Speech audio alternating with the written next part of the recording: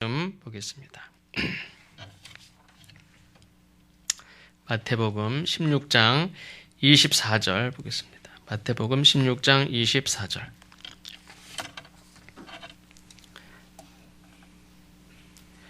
다 같이 한 목소리로 읽겠습니다. 시작. 이에 예수께서 제자들에게 이르시되 누구든지 나를 따라오려거든 자기를 부인하고 자기 십자가를 지고 나를 따를 것이니라. 아멘. 아마 예수 믿는 사람들 중에서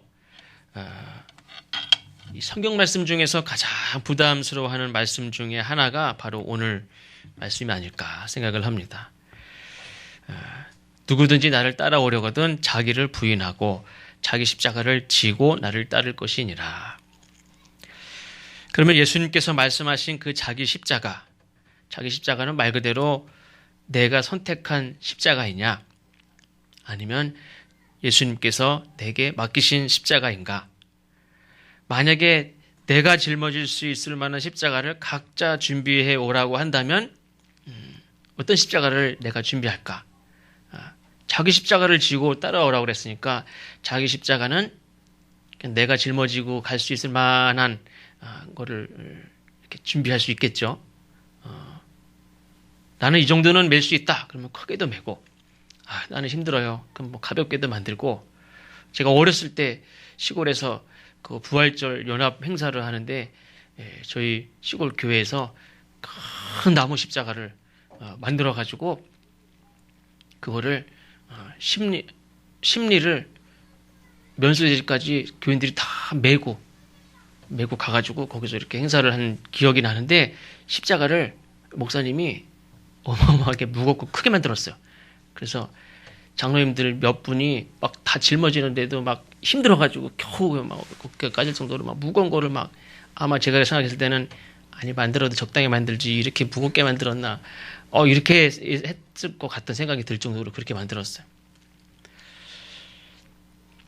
자기 십자가는 예수님이 주신 것도 아니고 내가 감동을 받아서 내가 스스로 택하지도 않았는데, 어떤 경우에는 세상이 갑자기 나에게 짊어지라고 강요해서 짊어진 십자가, 이런 게 있을까?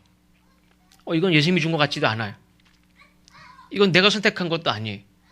근데 내가 짊어져야만 되는 그런 십자가가 있을까요? 그런 십자가가 있었어요. 그 십자가를 묵묵히 짊어지고 걸어간 사람이 있는데, 그 사람이 구레네 사람 시몬이라는 사람이. 예수님께서 자기 십자가를 지고 당신을 따르라 말씀을 하셨는데, 이 구레네 시몬의 입장에서는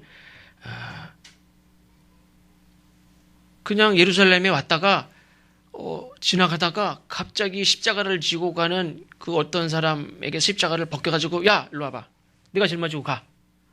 그랬으니까 이 사람 입장에서는 갑자기 억울하게 짊어진 십자가예요. 누가복음 23장에 보면 예수님이 빌라도에 의해서 십자가형 선고를 받습니다. 그리고 십자가를 지고 골고다를 향해서 가는데 갑자기 군병들이 어떤 사람을 탁 붙들어서 너 일로 와봐. 그러더니 그 사람에게 십자가를 메고 가게 하는 거예요.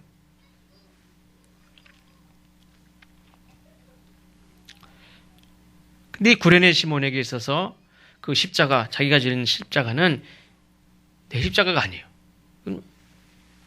저 죄인 예수라는 사람이 자기가 죽을 십자가거든요. 그 십자가는 자기 무덤이나 마찬가지예요. 저 사람이 죄를 졌으니까 저 사람 십자가지 그게 내 십자가입니까? 나는 진짜 재수가 없는 거예요. 그 많은 사람들이 옆에서 다 구경하는데 하필이면 내가, 군병들이 나를 탁 끌어다가, 야 내가 좀 짊어져, 내가 메고 가 저기까지. 그 사람 입장에서는 정말 재수가 없는 거예요. 내가 저 예수를 뭐 믿기라도 했나, 예수님을 따라가기로 했나, 내 제자기를 하나, 내가 아무 상관도 없는데 내가 무슨 죄가 있나, 왜 내가 저 십자가를 지고 갑니까? 근데 내가 정말 억울하게 내가 재수 없게 그 십자가를 지고 가고 있는 거예요. 재수가 없어도 이렇게 재수가 없는 경우가 없어요. 평생 이런 경우가 없었을 거예요. 근데 그때 전혀 알지도 못하고 졌던 그 십자가, 어떻게 보면 억지로 졌던 십자가, 뭐 하나님이 명령하신 것도 아니고 로마 군인의 명령에 의해서 갑자기 짊어졌던 그 십자가, 근데 이 구레네 시몬에 대해서 성경에 보면, 마가복음에 보면 이렇게 기록합니다. 알렉산더와 루포의 아버지인 구레네 시몬. 그러면서 구레네 시몬, 십자가를 졌던 이 사람에 대해서도 나오고 그 아들 이름도 루포라는 이름이 나옵니다. 이 마가복음은 예수님이 죽으시고 승천하시고 그 다음에 한 30년 정도 있다가 제일 먼저 기록된 성경이라고 알려져 있는데, 그러니까 예수님이 안 계시고 예수님의 제자들이나 누가 야고보도 죽고 뭐 이렇게 죽어 순교당하고 하면서 그때 막 기록할 당시에 구레네 시몬과 그 아들 루포라는 사람이 예수 믿는 사람이라는 거예요. 어떻게 할 수 있느냐? 로마서에도 보면 사도 바울이 이렇게 얘기합니다. 주 안에서 택하심을 입은 루포와, 사도 바울 시대에 이 루포라는 구레네 시몬의 아들이 사도 바울과 이미 아는 사이, 신앙적으로 아는 사이, 루포와 그의 어머니에게 문안하라. 그러니까 그 부인도 예수 믿는 사람이에요. 그 어머니는 곧 내 어머니라. 사도 바울이 그 구레네 시몬의 부인을 자기 어머니라고 얘기를 해요. 시몬의 아들 루포, 그 시몬의 부인까지 모두 사도 바울이 구체적으로 이름을 거론하면서까지 문안 인사를 할 정도로 시몬의 그 부인을 사도 바울이 내 어머니라고 부를 정도의 신앙인들이 다 되어 있었어요. 그러니까 시몬이 억지로 십자가를 졌지만 그 사건을 계기로 어떻게 됐냐면 그 부인과 그 아들, 그 가족 모두 초대교회 역사에 언급될 정도로 훌륭한 신앙인들이 다 되어 있었다 하는 사실이에요. 물론 자발적인 것이 좋지만 어떤 경우에는 전혀 예상하지 못했음에도 불구하고 갑자기 원하지 않았는데도, 난 할 수 없는데도, 이런 사람도 있죠. 난 강요하는 건 싫어. 난 강요하는 건 딱질색이야. 내가 하고 싶으면 하고 시키는 건 난 안 해. 이런 사람도 있어요. 그럼에도 불구하고 이 사람은 주님의 십자가를 졌어요. 그것은 너무나 복된 일이고 하나님께서 온 가족까지 인도하신다는 것을 증거하는 말씀인 줄로 믿습니다. 이렇게 내 십자가는 내가 결심한 십자가가 아닌 경우도 있어요. 예수님이 거룩한 어떤 직분과 함께 주시는 십자가가 아닌 경우도 있어요. 어떤 보상, 영광의 약속도 없이 그저 나는 도망가고 싶은 마음으로 짊어졌는데 이런 재수가 없다. 오늘 이런 마음으로 근데 짊어질 수도 있는 그런 십자가가 있어요. 근데 그 십자가가 주어졌을 때 물론 어쩔 수 없이 졌을 수도 있습니다. 그러나 회피하지 않고 나의 처지를 원망하지 않고 구레네 시몬같이 감당할 수 있기를 주의 이름으로 축원합니다. 주님께서 그 가정과 그 앞날을 책임져 주실 줄로 믿습니다. 근데 구레네 시몬이 짊어진 십자가가 아니라 예수님은 나의 멍에를 메고 내게 배우라 이렇게 말씀했습니다. 그러니까 주님이 나에게 제안하시는 멍에죠. 주님이 내게 지라고 말씀하시는 그 십자가는 어떤 십자가냐? 그 십자가는 주님의 표현에 의하면 자기 십자가예요. 자기 십자가 동시에 나의 멍에, 예수님의 입장에서 나의 멍에, 이게 주님의 멍에입니다. 멍에가 뭐냐? 요즘 아이들은 멍에가 잘 뭔지 모르죠. 술에 쟁기를 끌기 위해서 소가 이렇게 매는 걸 말하죠. 예? 멍에를 소한테 왜 매게 합니까? 멍에는 일을 하려고 멍에를 매는 거예요. 우리에게 예수님께서 멍에를 매자는 것은 일을 하자는 거예요. 멍에는 누구에게 매자고 제안을 합니까? 누구에게 멍에를 매게 합니까? 일을 하려고 하는 자. 아까도 오늘 읽은 말씀에도 누구든지 나를 따라오려거든 일하는 자에게 주어지는 게 멍에지 일을 거부하는 자에게 억지로 매지 않습니다. 자기 십자가를 지고 라는 말씀도 누구든지 당신을 따르고자 하는 제자에게 주신 말씀이지 주님의 뜻대로 따를 마음이 없는 사람에게 자기 십자가를 지라는 말을 하지 않습니다. 멍에라는 말은 함께 일하자는 거예요. 여러분은 주님의 멍에를 함께 메고자 하십니까? 주님과 함께 일하고자 하십니까? 함께 일하고자 하는 자에게 나의 멍에를 매자 이렇게 말씀하시는 줄로 믿습니다. 주님께서 내게 나의 멍에를 메고 내게 배우라 그렇게 나에게 말씀하시는 것이 영광이라고 말할 수 있는 저와 여러분이 되시기를 주의 이름으로 축원합니다. 그러면 멍에가 그냥 무겁기만 하냐? 물론 일하기 싫은 사람, 예를 들면 가나안 땅에는 들어가고 싶은데 가나안 땅을 차지하기 위해서 뭐 합니까? 수많은 전쟁을 했어요. 수많은 싸움이 있었어요. 어떤 지파들은요, 이렇게 땅을 이렇게 분배를 하고 처음 이제 들어가면서 싸웠어요. 다 같이 싸웠는데 싸우고 이만큼 차지하고 보니까 내 땅은 확보가 됐어요. 그 사람은 끝까지 싸워야 됩니까? 안 싸워야 됩니까? 끝까지 싸워야죠. 나는 이제 됐어요. 왜냐면 내 땅을 차지했으니까. 그럼 내 땅 차지한 12지파 중에서 이 땅을 한 3지파 정도 땅을 차지했어 일단. 그럼 3지파는 내 땅 차지했으니까 나머지는 니네들이 싸워. 이렇게 합니까? 그렇지 않지. 다 끝까지 싸웠어요. 가나안 땅에 들어가고 싶은데 가나안 땅을 차지하기 위해서 싸우는 싸움이 싫은 사람한테는 멍해가 무거울 수밖에 없어요. 가벼울 리가 있겠습니까? 없지. 천국에 들어가고 싶은데 천국을 위해서 일하기 싫은 사람에게는 멍해가 가벼울 리가 없어요. 그럼 무거운 게 당연합니다. 근데 우리 예수님께서는 우리에게 나의 멍에를 메고 내게 배우라. 그리하면 너의 마음이 쉼을 얻으리니 이렇게 말씀했습니다. 멍에를 메면 그리고 배우면 쉼을 얻는다 그랬습니다. 쉼을 얻는다는 말은 힘들게 가던 길을 안 가도 좋다는 말이 아니. 하던 일을 하지 않고 이제 놀자 그렇게 생각하기 쉽지만 그렇지 않습니다. 지금까지 짊어지고 있던 그 책임을 벗어버리고 멍에를 벗어버리고 싶은 마음도 있을 때가 없겠습니까? 다 있지. 그런데 예수님이 주시는 쉼은 내가 힘들게 또 걱정으로 짊어진 그 멍에가 아니라 예수님이 일하시니 저도 일하겠습니다. 예수님께서 기도하시니 저도 기도하겠습니다. 예수님도 십자가를 지시기 전에 예수 제자들을 데리고 함께 기도하러 가셨죠.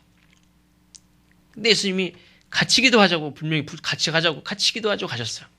예수님은 그냥 혼자 기도하셔도 되지 뭐 제자들의 기도가 왜 필요합니까? 하나님이신데. 근데 예수님도 제자들에게 같이 기도하자고 그랬어요. 제자들이 뭐 필요합니까?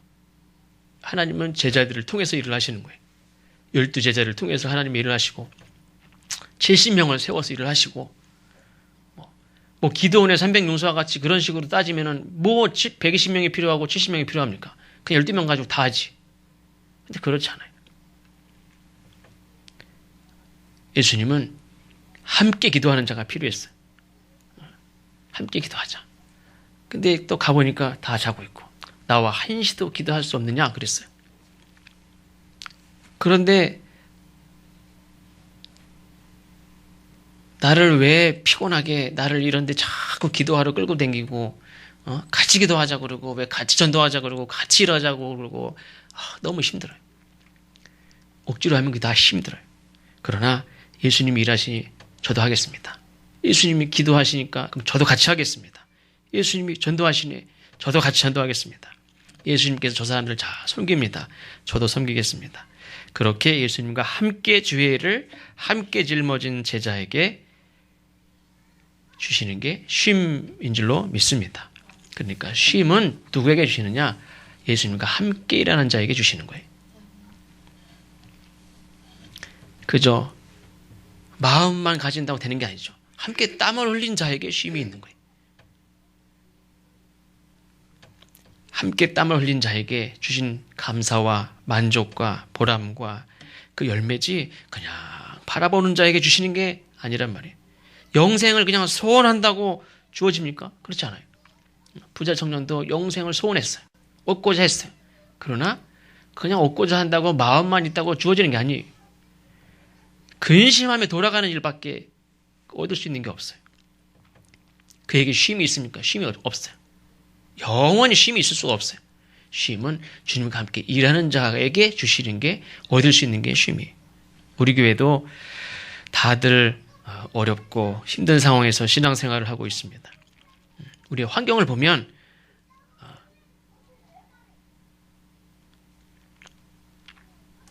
모두 수고하고 무거운 짐을 진 사람들이죠.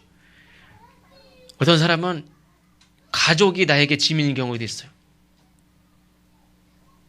내가 가족을 이렇게 부양하는, 가족을 버텨내는, 가족을 내가 무너지면 안 돼.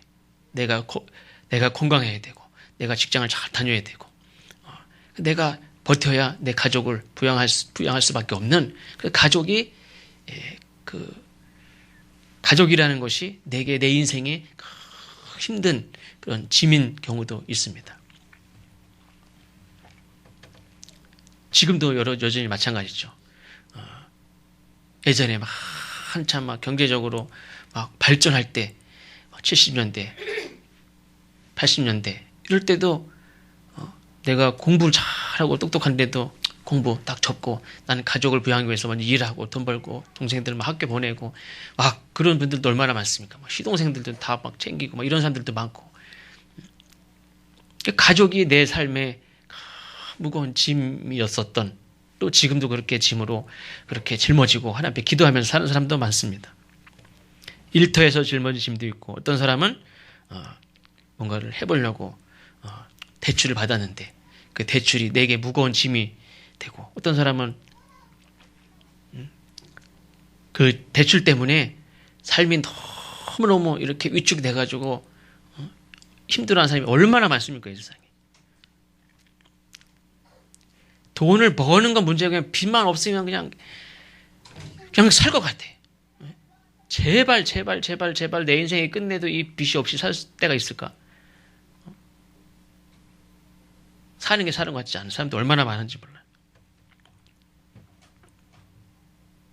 교회에서도 묵묵하게, 외롭게, 고독하게 짊어진 짐, 나를 힘들게 하는 무거운 짐이 많습니다.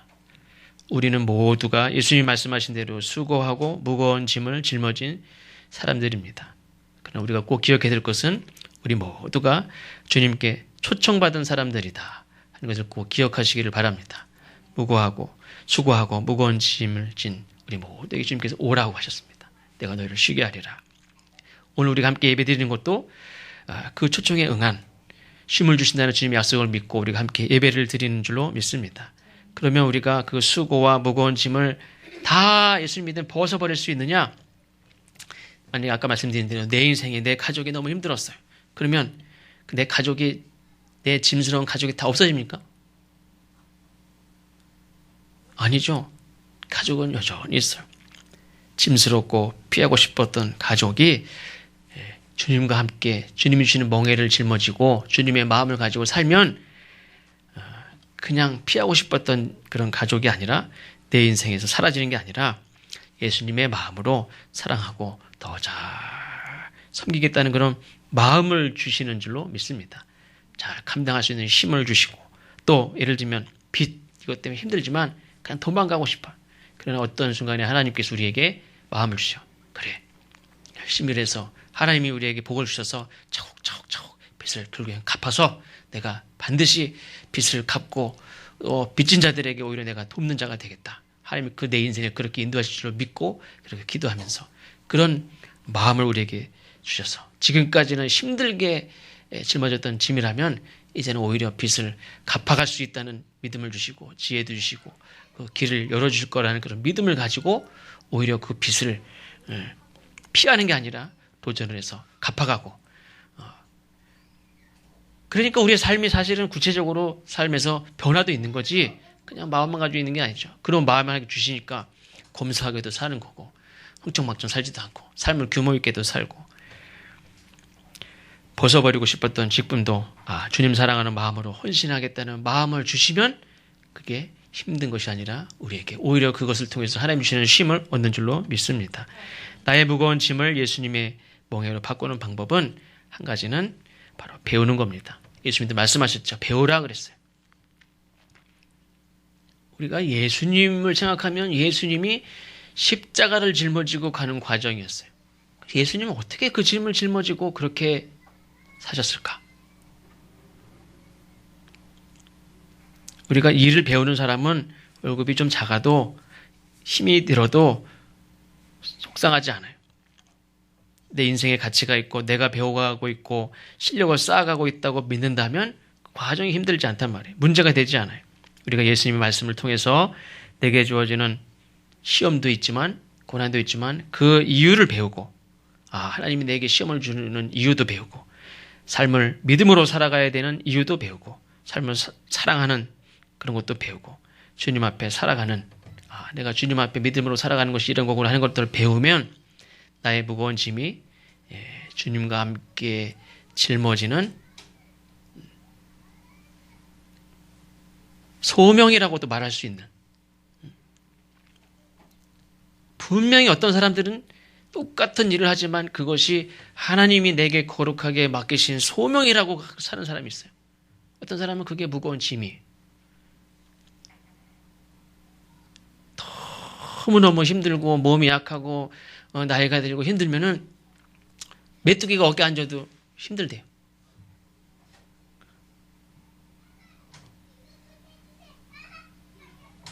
전에는 막 짊어졌던 것들이 지금은 이렇게 짊어지기가 힘들어요. 그냥 조금만 이렇게 들어도 무겁고, 전에는 막 일을 해도 괜찮았는데 지금은 조금만 이렇게 일을 하면 다 그냥 몸이 아프기도 하고. 어떤 사람에게는 똑같은 일인데 그게 소명이 있어요.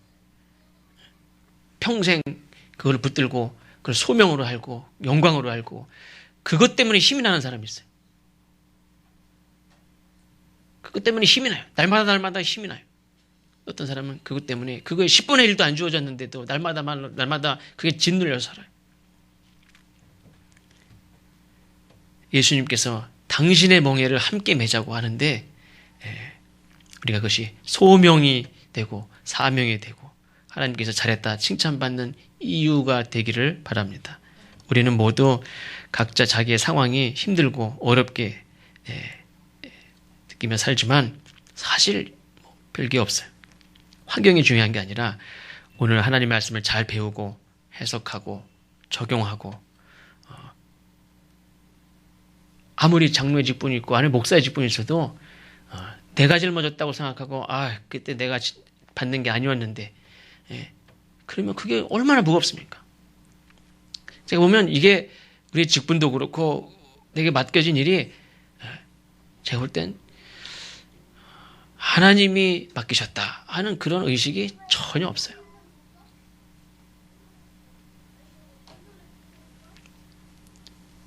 하나님 나에게 부탁하셨다 하는 그런 마음이 없어요. 우리에게 맡기신 것은 하나님이 우리를 부르셨고 우리에게 맡기시고 우리에게 부탁하신 줄로 믿습니다. 예수님이 베드로를 찾아가셔서 내 양을 먹이라 부탁하셨어요.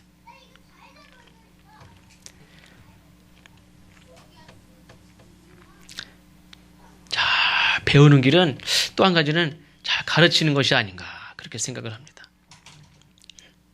이렇게 뭔가를 공부해도요, 그걸 한번 이렇게 가르쳐 보면 그게 제일 학습 효과가 좋다고 그러지 않습니까?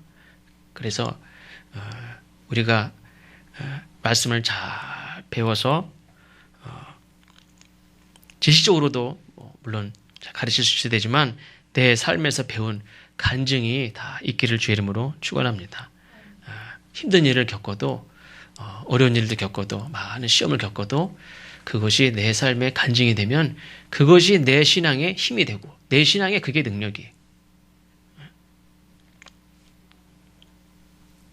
그러면 무거운 짐을 질 수 있는 힘도 생기고 남들을 공감하고 위로할 수 있는 사람으로 하나님께서 세우시고 미운 사람이 있습니까? 하나님 주시는 쉼은 내 인생에서 그 사람이 사라지는 게 아니에요. 그 사람이 없어져서 저 사람은 내 인생에서 없어졌으면 좋겠어. 그 인생이 그 사람이 없어지면 없어지게 함으로 인해서 내 마음을 하나님 편하게 하시느냐? 그게 아니에요. 오히려 늘 내 곁에 있게 하면서 그 사람을 미워하는 나를 보게 하시고 그 미워하는 내 마음속에 어떤 교만과 어떤 고집이 있는지를 하나님 보게 하시고 나의 죄를 깨닫게 하시고 이제는 그 사람을 용납하고 용서하게 하심으로 인해서 그 사람은 똑같이 있는데 전에는 미워서 내가 죽겠어요. 근데 그를 이해하고 용납하고 사랑할 수 있게 함으로 인해서 내 무거웠던 짐을 하나님 벗겨주시는 거예요. 우리가 요구하는 건 그 사람이 사라지기를 바라죠. 문제가 사라지기를 바라요. 근데 하나님이 하신 방법은 그대로 두고 짐은 그대로 있지만 그 짐을 넉넉하게 질 수 있는 힘을 주시고 오히려 그게 전에는 무거운 짐이었는데 지금은 전혀 무거운 짐이 되지 않도록 해주시는 게 하나님이 우리에게 주시는 쉼입니다. 오늘도 그리고 내일도 주님께서 짐을 지고 수고하는 우리에게 내게로 오라 마음의 힘을 주겠다 초청하시는데 우리가 쓰러질 것 같은 나에게 오라고 하시는데 그 예수님은 온유와 겸손하신 주님이다 그랬습니다. 우리가 주님 뜻대로 살면 우리가 또 뭘 배우느냐? 쉼을 얻고 온유함을 얻고 주님의 그런 겸손을 배우고 사랑을 닮아가는 우리가 될 줄로 믿습니다. 그래서 하나님 말씀을 꼭 붙드시고 주님의 위로의 말씀을 듣고 잘 배우면 우리에게 문제가 사라짐으로 얻는 쉼이 아니라 그것들을 잘 감당할 수 있는 쉼과 능력을 주심으로 우리에게 쉼을 주실 것이니까 오늘 우리에게 우리 모두에게 그 하나님 주시는 쉼이 있으시기를 주의 이름으로 축원합니다. 기도하겠습니다.